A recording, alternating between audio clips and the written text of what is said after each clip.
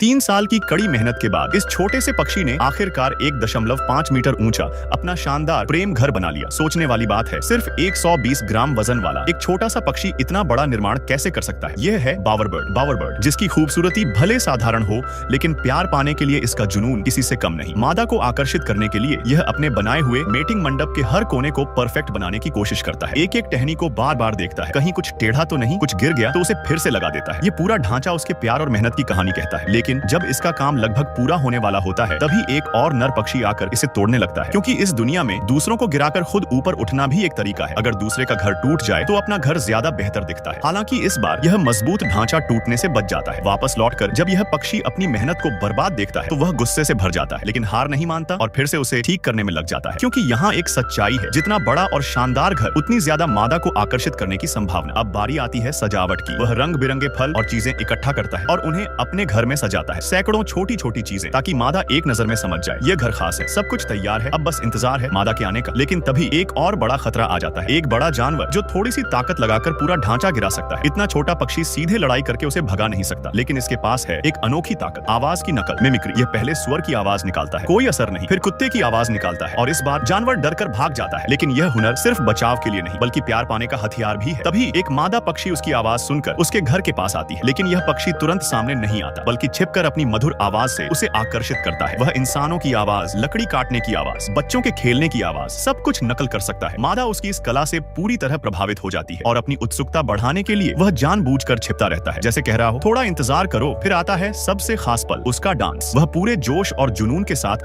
अपना अद्भुत नृत्य दिखाता है और आखिरकार उसकी मेहनत रंग लाती है। मादा उसे स्वीकार कर लेती है। उनका मिलन भले ही छोटा हो, लेकिन वह अपने जीवन का मकसद पूरा कर लेते हैं, अगली पीढ़ी को जन्म देना। जल्द ही वे मिलकर अपने बच्चों की परवरिश करेंगे।